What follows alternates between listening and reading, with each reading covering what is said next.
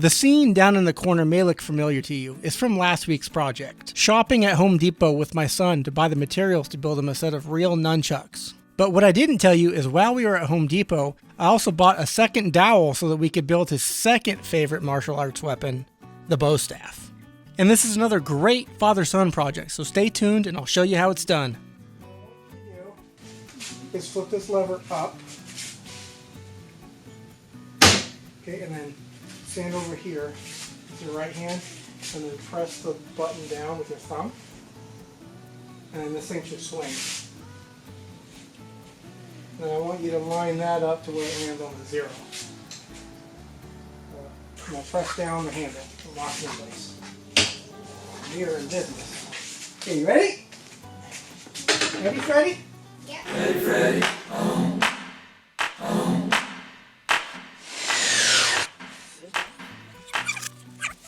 Ready, Freddy? Yeah. Okay, so I said it last week, but I'm going to say it again. I have no idea what they use at the mill to cut these dowels with. The ends are just so rough and gnarled. My theory is they just let a dog chew them down to length, or maybe a team of rats. I don't know. Either way, you'll want to clean those ends up, and a quick slice on the miter saw will take care of it. Go ahead and peel that sticker off.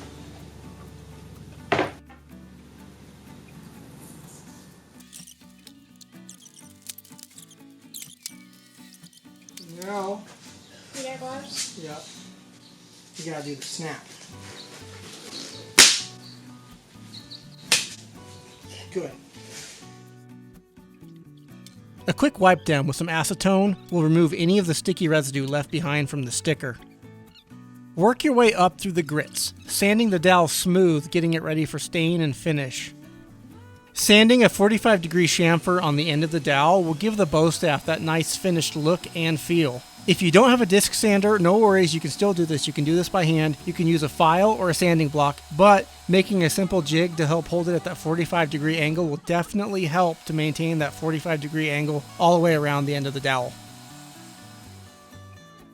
Before applying the stain or finish, it's always a good idea to wipe it down with mineral spirits first. Not only will that help remove the dust left behind from sanding, it will also help highlight any scratches or swirl marks you might have missed while sanding. To give the bow staff a nice rich color, we're using a dark walnut wipe-on stain. I think it was a perfect choice for this project. It's very easy to apply. You just dip a rag in the stain, wipe it on, let it soak in for a while, and then just wipe off the excess, and that's it. But keep in mind that the stain only colors the wood, it doesn't protect the wood. To do that, you'll need to apply some sort of finished top coat.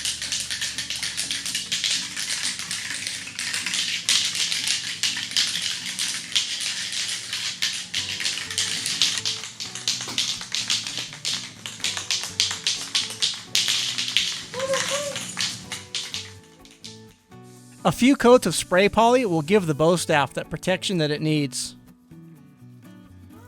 Alright, so go ahead and pick it up and hold it about in the center. Right there. Yeah.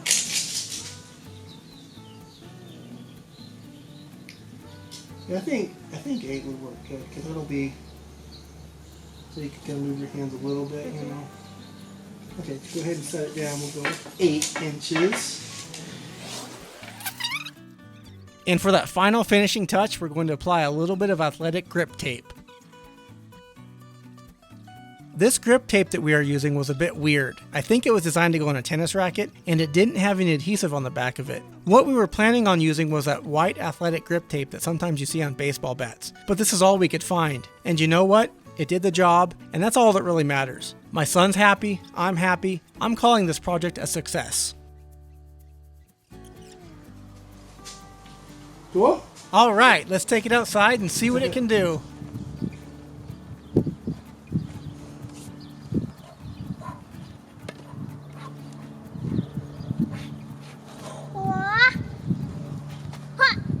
Oh, wait, here comes another jet.